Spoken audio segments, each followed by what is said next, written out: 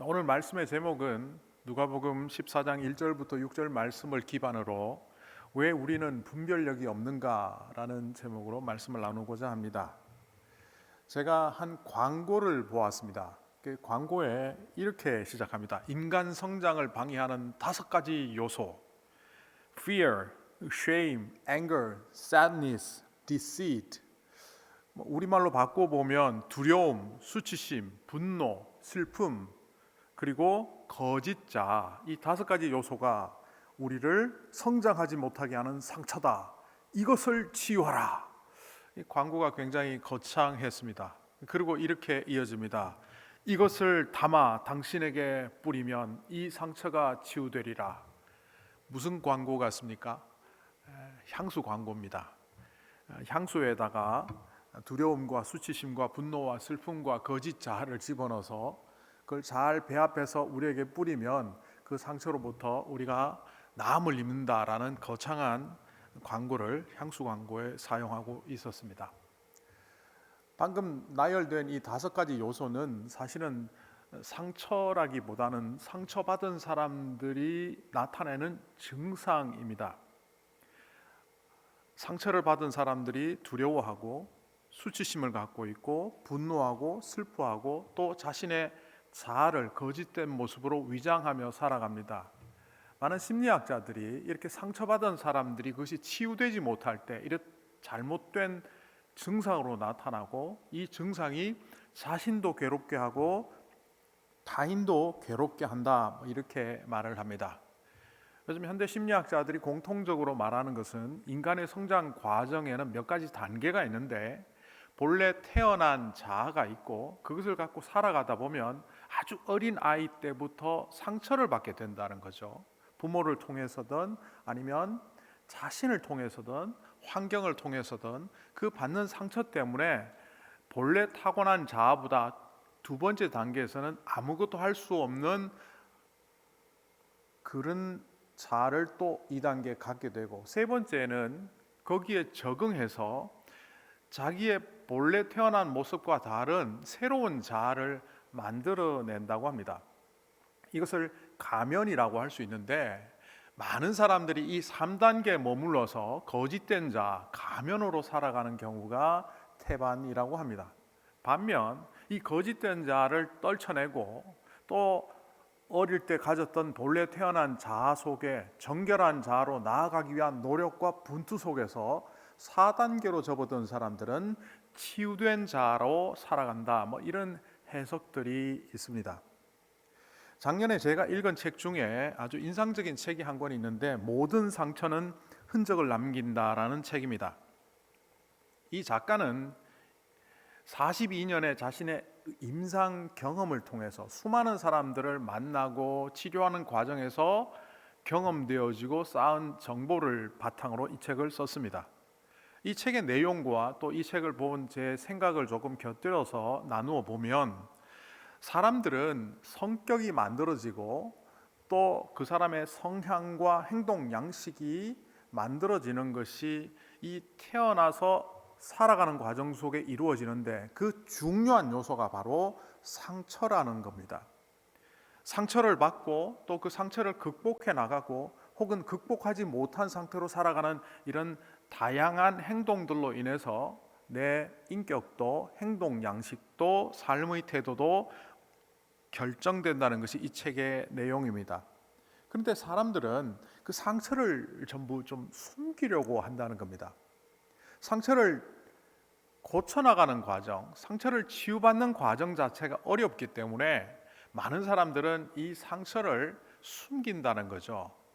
예를 들어서 손에 큰 상처가 났는데 그 상처를 치료하기보다는 오히려 밴데이지라든지 반창고라든 것을 붙여서 겉으로만 멀쩡하게 해버린 상태로 살아간다는 겁니다.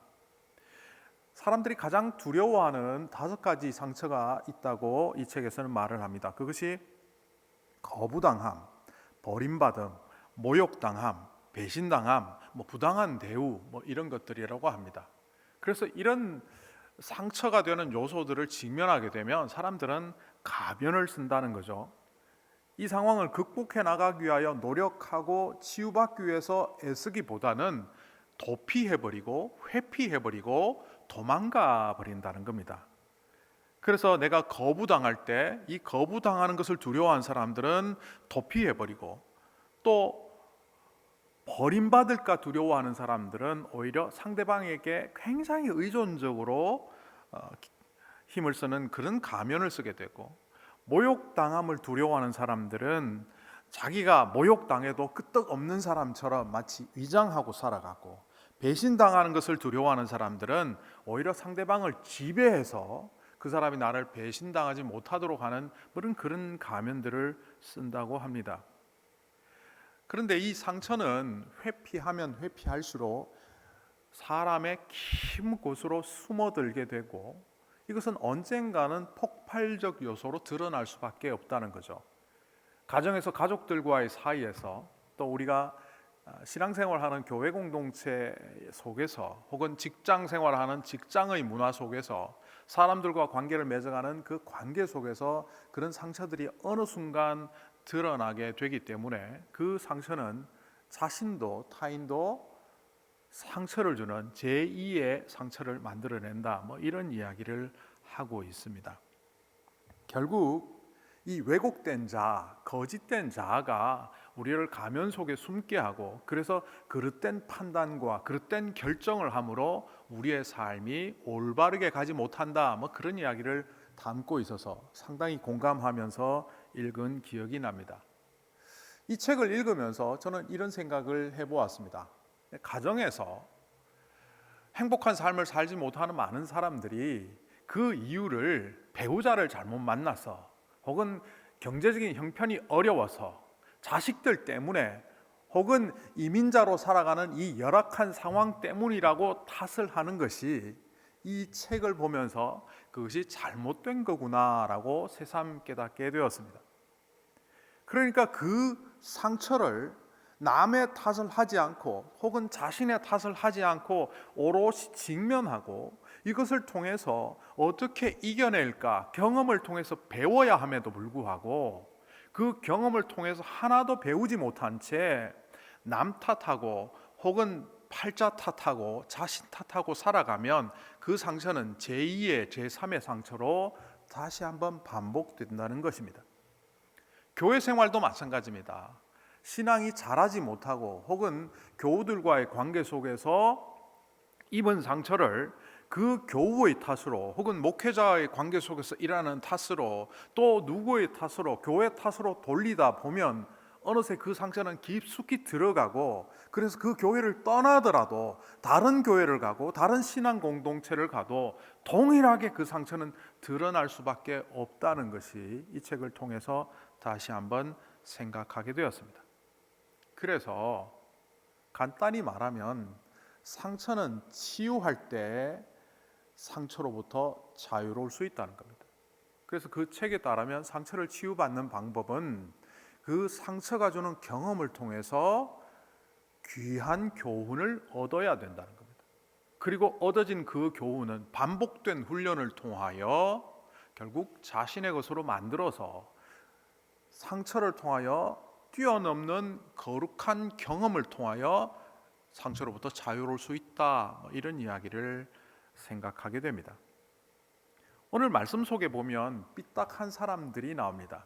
제가 삐딱한 사람들이라고 말했지만 앞에서 말한 내용과 연결하면 그것은 바로 상처받은 사람들입니다. 상처받은 사람들은 언제나 상처를 주는 사람인과 동시에 자기를 완고한 가면 속에 숨겨서 자신은 마치 상처가 없는 사람처럼 위장하고 살아가는데, 오늘 성경에 나오는 바리새파 사람들의 지도자들이 바로 그런 사람들입니다. 오늘 말씀에 보면 주목해야 될 몇 가지 내용들이 나옵니다. 안식일에 바리새파 지도자가 예수님을 자신의 집에 식사하자고 초대했던 이 장면이 우리가 주목해 보아야 합니다. 이들이 왜 초대했는지 1절 하반절에 이렇게 기록되고 있습니다. 어떤 바리새파 지도자의 집에 음식을 잡수시러 들어가셨는데 사람들이 예수를 지켜보고 있었다.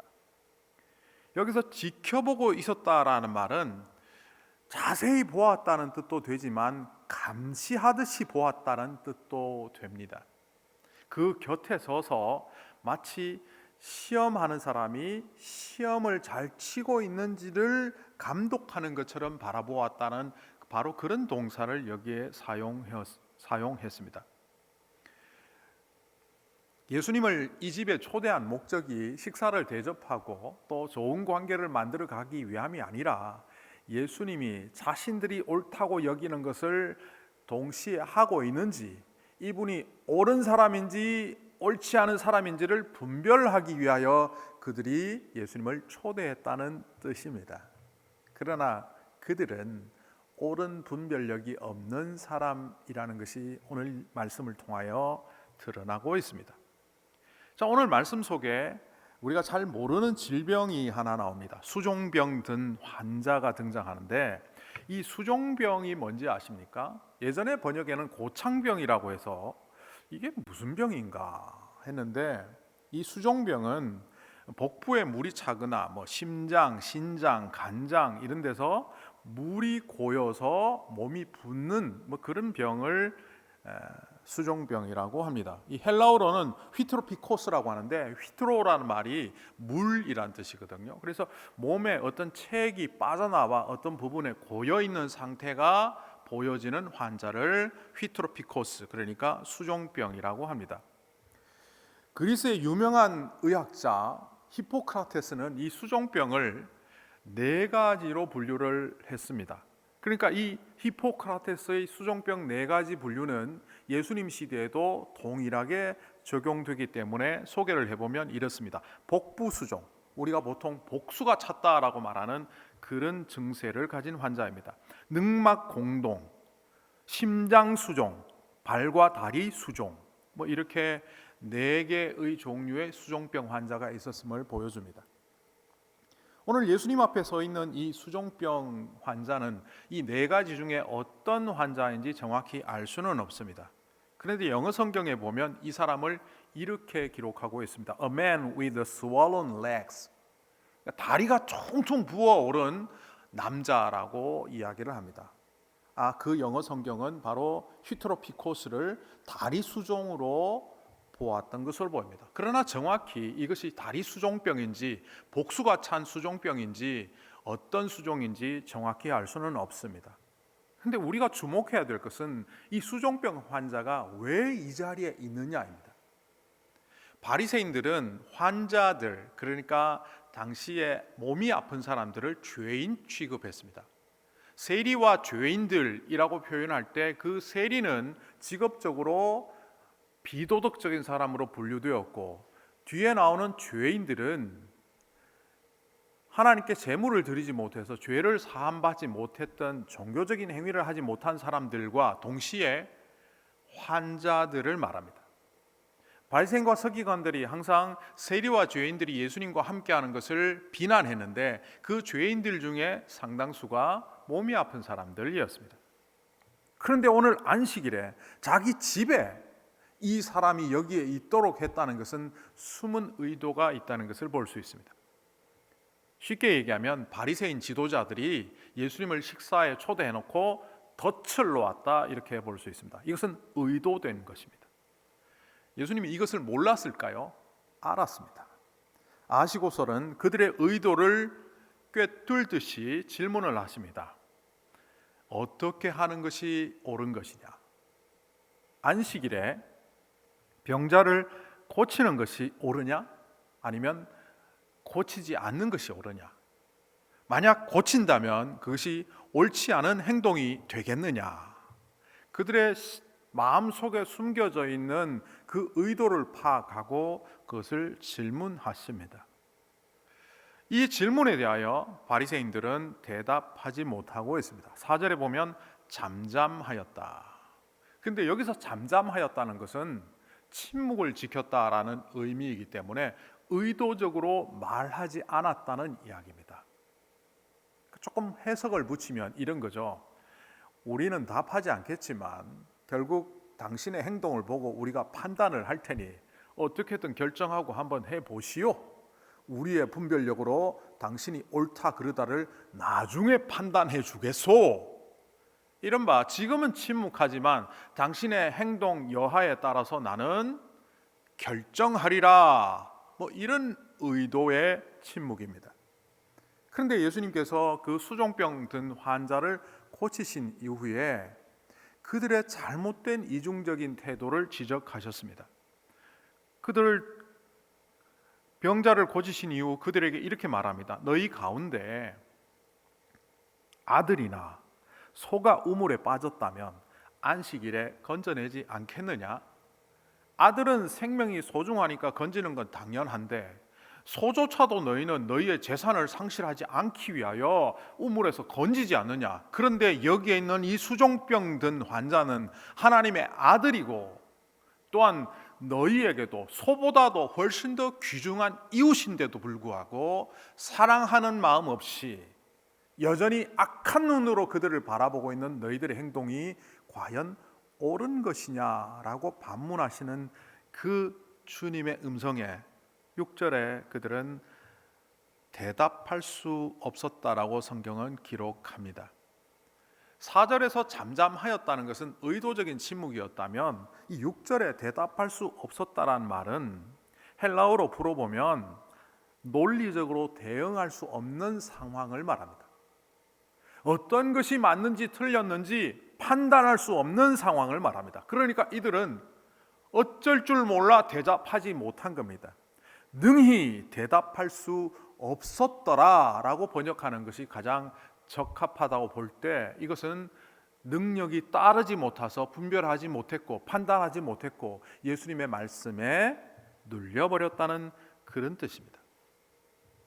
그들은 분명히 예수님을 바라보면서 예수님이 안식일에 병자를 고치는 것은 잘못되었다고 일갈하려고 준비하고 있었습니다. 잘못된 것입니다.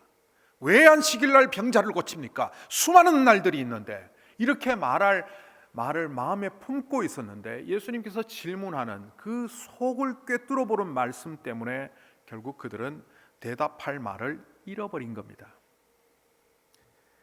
이 바리새파 지도자들, 바리새인들은 잘못된 기준에 따라서 판단하고 결정하려고 했기 때문에 이렇게 자신의 분별력을 마지막에 가서는 잃어버린 모습을 보여줍니다. 우리도 잘못된 기준이나 잘못된 근거를 갖고 있으면 우리의 분별 자체가 틀리거나 잘못될 가능성이 상당히 높습니다. 제가 예전에 어릴 때부터 들었던 하나의 기준이 있습니다. 많이 봐야 된다, 많이 경험해야 된다, 그래야 많이 알 수 있다. 간단하게 말하면 보는 만큼 안다라는 것이 제가 어린 시절부터 들었던 것입니다. 그래서 경험은 너무나 소중한 것이다 라고 배워왔었는데 이 생각이 어느 순간 깨어지는 경험을 했습니다.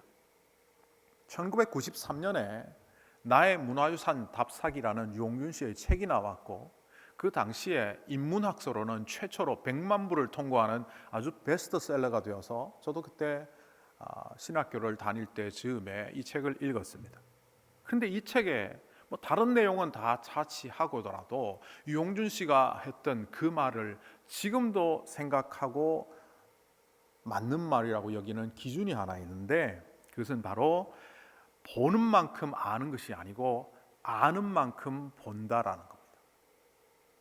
저는 이 글귀를 읽으며 무릎을 쳤습니다. 유홍준 씨는 세상에 많은 유물들이 있고 우리나라 전국토가 박물관 같지만 모르는 사람들은 아무리 쳐다봐도 돌덩어리에 불과하고 낡은 집에 불과하고 옛날 건물에 불과하다고 보지만 아는 사람들은 그것을 바라봄으로 민족의 향기와 민족의 고고한 보물을 발견할 수 있다, 이런 말을 하면서 사람들은 아는 만큼 본다라고 말했습니다.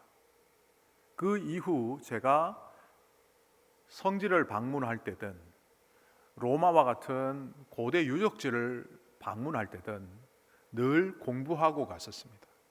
공부하고 갔더니만 다른 사람들은 보지 못하는 것들을 제가 보고 있는 것을 보면서 역시 아는 만큼 보인다라고 생각하게 되었습니다. 또 저에게 제 생각의 패턴을 바꿔주는 또 유명한 문구가 하나 있습니다. 이것은 다름 아닌 알버트 아인슈타인이라는 과학자가 했던 말입니다. 그는 영어로 이렇게 말했습니다. Insanity, doing the same thing over and over again and expecting different results. 간단히 말하면 이 미친 짓이라는 거죠. 뭐가? 항상 입력을 똑같이 주면서 결과물이 다르게 나오도록 기대하는 것은 미친 짓이라는 거죠. 행동을 바꾸지도 않고 지금 늘 똑같은 모습으로 살아가면서도 새해가 되면 새로운 모양으로 나에게 행복이 몰려올 거라, 좋은 일이 생길 거라 기대하는 것은 insanity, 광기, 미친 짓이라는 겁니다. 우리는 새해가 되면 새로운 일들이 생길 거고 내가 달라질 거라고 생각하는데, 이 아인슈타인의 말에 의하면 그것은 미친 짓입니다. 내가 바뀌지 않았는데, 내 판단의 근거가 바뀌지 않았는데, 사람들을 바라보는 안목이 바뀌지 않았는데, 내가 살아가는 삶의 결과물, 미래의 삶의 모습이 더 좋은 쪽으로 바뀌리라고 기대하는 것은 말이 안 된다는 거죠. 또 하나 제가 굉장히 좋아하는 글귀, 그리고 그 삶의 기준이 됐던 성경 외의 이야기가 있다면 이것도 이미 제가 여러 번 인용했던 말입니다. 프랑스 시인 폴 발레리가 했던 말인데요. 사람들은 생각하는 대로 살지 않으면 사는 대로 생각하게 된다. 어떤 것이 옳은지 그것을 생각 속에 알고 있지만 그것을 택하여 살아가지 않다 보면 불의하게 살아가며 비겁하게 살아가며 아주 잘못된 모습으로 살아가는 그 방식대로 우리의 생각도 바뀌게 된다, 그런 말입니다. 결국 우리가 잘못된 근거를 갖고 있으면 아무리 제대로 살아가려고 해도 오늘 말씀 속에 나오는 바리새 지도자들처럼 잘못된 결정과 판단과 심지어는 어떤 것을 결정해야 될지도 모르는 그런 바보 같은 상황으로 접어들며 살아가게 된다는 겁니다. 그렇다면 우리는 세상의 분별력이 아닌 주님께서 우리에게 요청하시는 그 영적 분별력을 어떻게 기를 수 있을까요?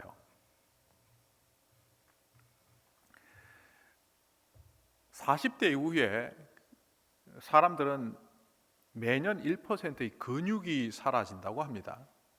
이 근육이 사라지면 나중에는 걷는데도 문제가 생기고 허리 척추를 지탱하는 힘이 약해지면서 허리도 굽어지고 보행뿐만 아니라 여러 가지 활동에 장애가 생기게 됩니다. 이 사라지는 근육을 어떻게 사라지지 않게 할까요?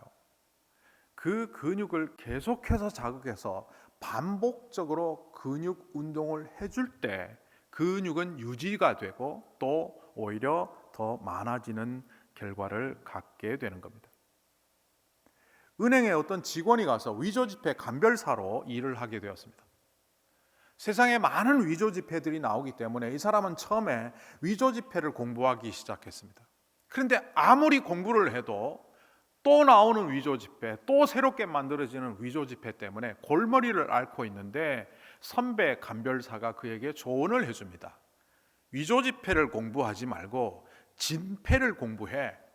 진짜 화폐를 뚫어지게 바라보고 세세토록 보고 구석구석 살펴서 진짜 화폐가 갖고 있는 특징을 완벽하게 파악하고 있으면 그 기준에 따라 위폐는 어떤 모양으로 나타나든지 발견할 수 있다. 이 은행 직원은 결국 그 말에 따라 진폐, 진짜 화폐를 연구했고 그 결과 그 어떤 위조지폐도 찾아낼 수 있는 능력 있는 직원이 되었다고 합니다. 그리스도인들이 영적 분별력을 가지기 위해서는 독서도 해야 되고 세상적인 지식도 필요하고 경험도 필요하지만 무엇보다 우리에게 가장 요구되는 것은 말씀 앞에 서 있는 우리입니다.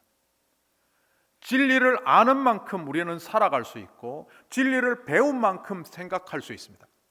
말씀 공부하며 말씀 앞에 서서 우리가 어떤 자인지 말씀을 통하여 우리를 비추어 보는 훈련을 할 때 그 힘을 갖고 우리는 살아갈 수 있습니다. 그러니까 우리가 영적 분별력을 가지기 위해서는 어떤 기준이 옳은 것인지를 먼저 배우는 일이 필요합니다. 그런데 더 중요한 것은 그 배운 것을 따라 살아가는 것입니다. 제가 오늘 칼럼에 믿음을 설명하기 위해서 가장 좋은 방법을 찾아낸 것을 설명했습니다. 보통 믿음 하면 강하고 크고 세고 뜨겁고 이렇게 생각하면서 우리가 믿는 행위에 초점을 맞추지만 이 믿음은 그런 게 아닙니다. 그래서 내 믿음이 강하다 하면 하나님이 다 응답해 주시고 내가 믿음대로 살면 하나님께서 내 소원 다 들어주시는 것처럼 마치 믿음을 도깨비 방망이 내지는 요술 램프처럼 생각하지만 믿음은 효심과 같다라고 제가 설명을 합니다. 효자들은 본래 자기를 효자라고 말하지 않습니다. 그런데 불효자들은 또 자기가 불효자라고도 인정하지 않습니다. 자기가 제대로 된 믿음 생활을 하지 않음에도 불구하고 사실은 믿음 있다고 착각하고 살아가고, 진정한 믿음 속에 있는 사람들은 늘 겸손히 자기의 믿음이 부족하다고 믿음을 성장시키기 위하여 애를 쓰는 모습이 효심과 같다는 거죠. 그리고 효심이 깊어지면 깊어질수록 어떤 행동을 합니까? 부모님의 사랑에 아주 작은 것으로부터도 큰 것에 이르기까지 매번 감사하고 고마워하고 또 길러주신 은혜에 감격하는 마음을 갖고 살아갑니다. 우리가 온전한 믿음의 사람이라면 그렇게 되어야 한다는 거죠. 그런데 그것이 언제 시작됩니까? 바로 작은 것으로부터 감사하며 작은 것으로부터 행동하는 그 모습으로부터 시작됩니다. 주님께서는 우리에게 세상의 방식이 아니라 주님의 방식으로 살아가기를 원합니다. 오늘 이 바리새인들은 자기 자식 귀한 줄은 알았고 자기 소 귀한 줄은 알았지만 수종병 들어 사람들 앞에 부끄럽게 서 있고 그들의 도구화 되어서 예수님을 덫으로 놓기 위하여 사용되는 이 부끄러운 모습으로 서 있는 수종병 환자를 불쌍히 여기고 사랑하는 마음을 상실한 채 거룩한 종교인의 옷을 입고는 있었지만 속은 썩어져가는 모습을 갖고 있는 그들의 모습을 드러내시며 말씀대로 살아가지 않을 때 우리 또한 이렇게 분별력 없는 자가 됨을 우리에게 가르쳐 주십니다. 그렇다면 우리가 새해에는 고매한 인품의 소유자, 신앙의 인격이 날로 자라 주님께서 기뻐하시는 사람이 되게 하여 어떻게 해야 할까요? 그것은 아주 간단합니다. 믿음은 믿음대로 살 때 믿음대로 생각하고 믿음대로 믿을 수 있다는 겁니다. 우리의 믿음이 과연 지식에 머물러 있는지, 아는 것에 머물러 있는 거지, 아니면 믿음대로 살고 있는지 오늘 우리를 돌아보며 내가 어떻게 영적 분별력을 쌓아야 될까 고민하기보다는 오늘도 진리에 순종하며 진리에 따라 살아가며 반복된 훈련을 통하여 믿음의 근육을 키우며 믿음의 힘을 키우며 신앙의 인격이 날로 성장하는 새해를 만들어가는 우리 모두가 되기를 간절히 소망합니다. 기도하겠습니다. 하나님, 주님께서는 우리에게 새로운 새해를 주셨습니다. 그러나 우리는 새해를 맞이할 준비가 되지 못한 채 작년과 똑같은 모습으로 상황이 달라지고 결과물이 달라지기를 기대합니다. 이것이 얼마나 어처구니 없는 일인지 오늘 깨닫게 해주셔서 감사합니다. 주님이 앞에 계심에도 불구하고 주님이 환자를 치유하는 거룩한 기적의 현장을 만들어 가시는 그곳임에도 불구하고 그들은 여전히 삐딱한 눈으로, 분별력이 없는 눈으로 예수님을 바라보며 비난하는 자로 서 있는 그 바리새인을 통하여 우리의 모습을 발견합니다. 우리의 모습이 이 자리를 털어내고 주님의 거룩한 영적 분별력을 따라가며 주님의 사랑과 주님의 말씀을 따라가며 순종하는 주님의 온전한 사람들이 되게 하여 주시옵소서. 예수님의 이름으로 기도하옵나이다. 아멘.